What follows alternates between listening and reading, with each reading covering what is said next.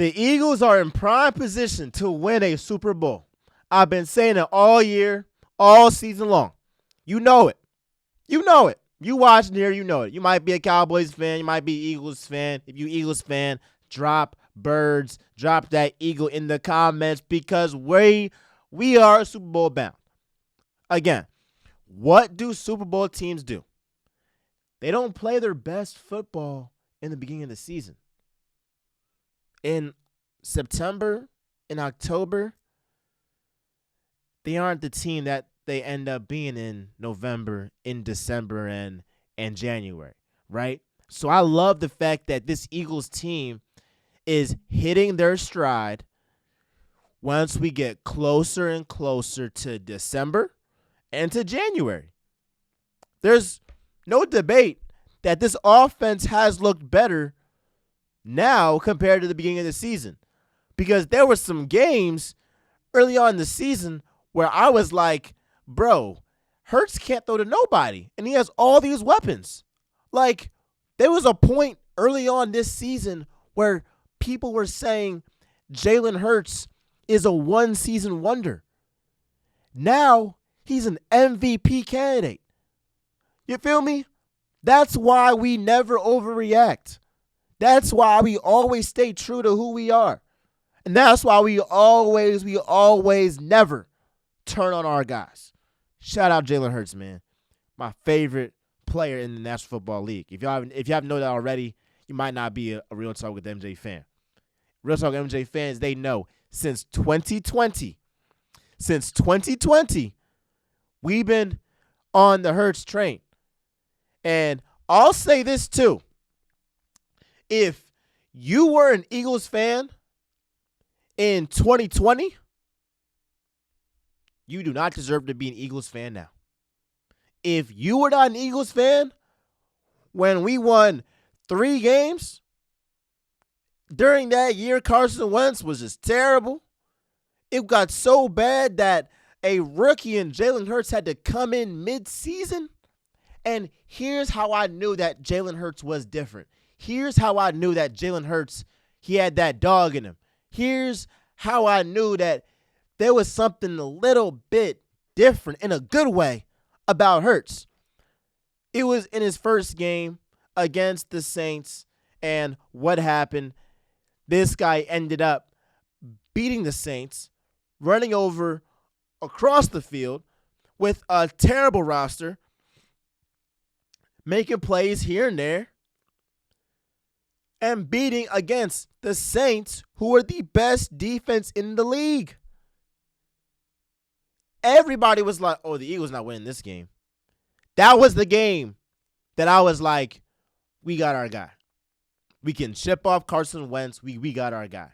So when we talk about this Eagles and Bills preview, I feel great. Because like I've said before, great teams, they heat up come November. They heat up come December. So once it's January, once it's playoff time, they're playing their best football. And the scariest part about the Eagles, they beat the Dolphins. They beat the Cowboys. They beat the Chiefs. And they haven't played their best football yet. We have seen the 49ers' best football. We have seen the Cowboys' best football. We have seen the Dolphins' best football. We haven't seen the Eagles' best football. And that's a certified fact.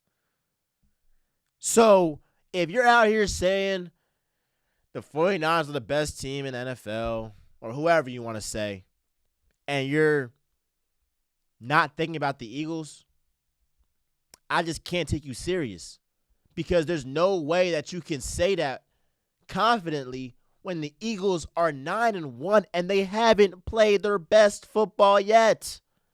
Now, one step in playing our best football is doing what? Better play calling. I'm going to say this, and nobody has said it, and it should be common knowledge at this point. But Nick Sirianni should take over the play calling. Dude, you were the OC for the Colts for 3 years. That's how you got your head coaching job. So if you see that Brian Johnson in certain spots is struggling,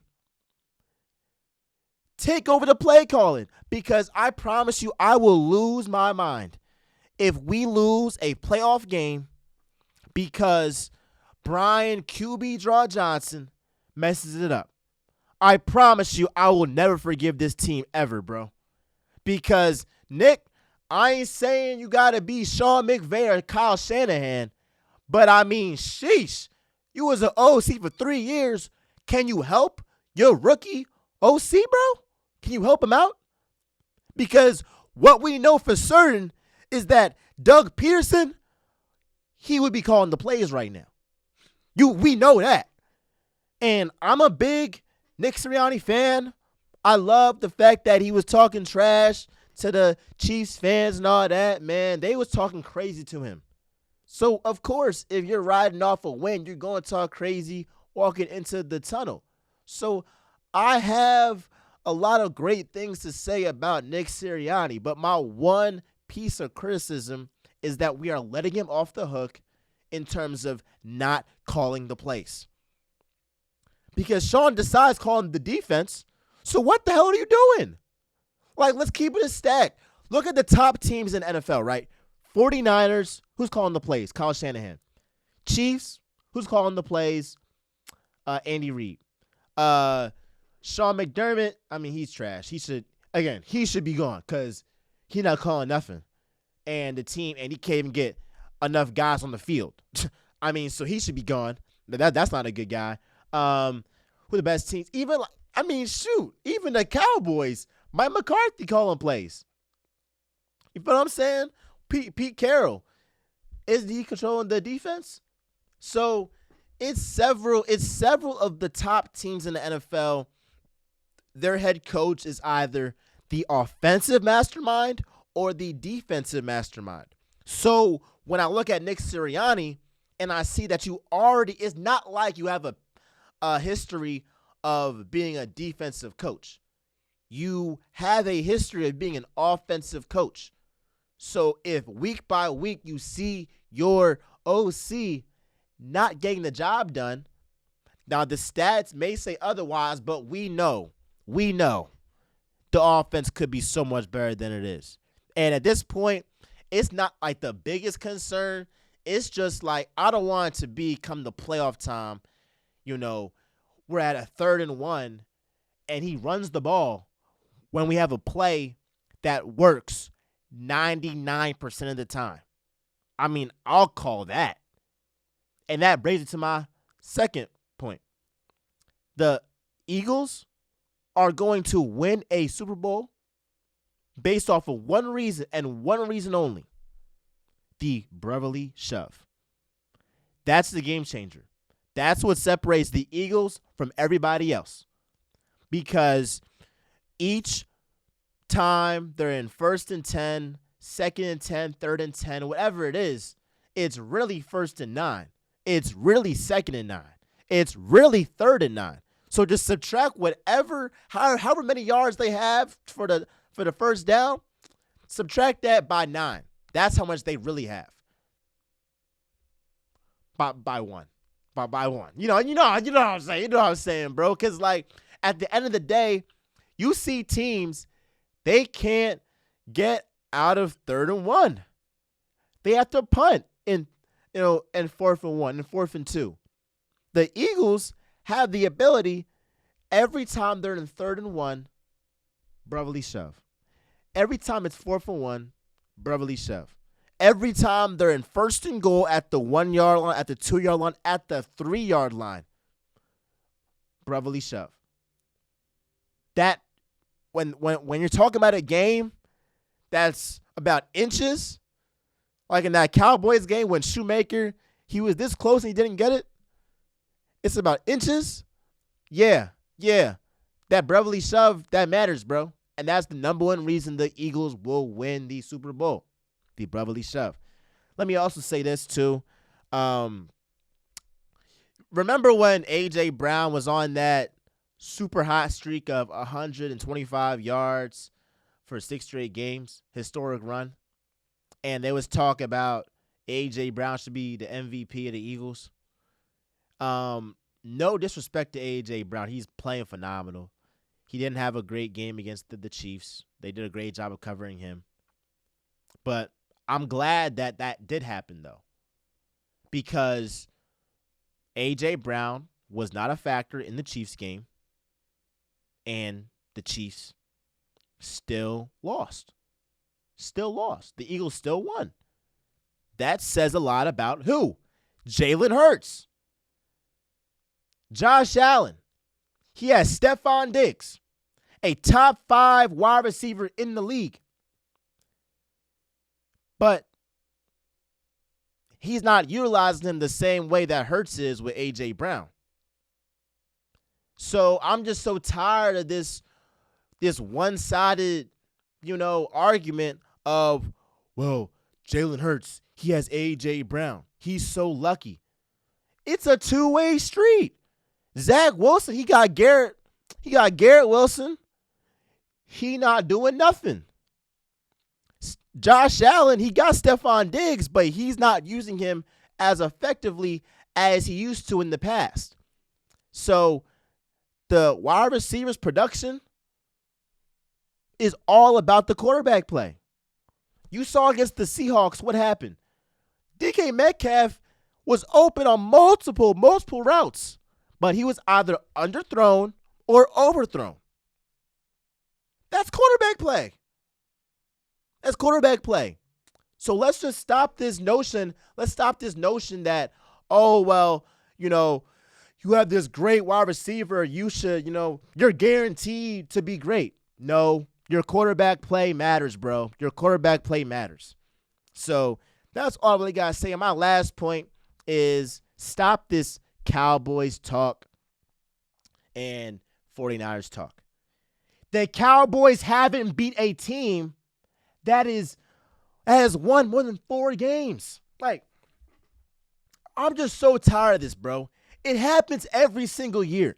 And this is why I have to come out here after the Cowboys blow somebody out, and I have to humble these fans because, unfortunately, they don't realize, we beat a team that sucks. We beat a team that hasn't won more than 4 games all season long. Maybe we should wait to be cocky, to be real confident until we play a team that's above 500. That's just me. That's just me. Because the Eagles beat the Vikings, beat the Dolphins, beat the Chiefs, beat the Cowboys. That's 4 teams with the winning record.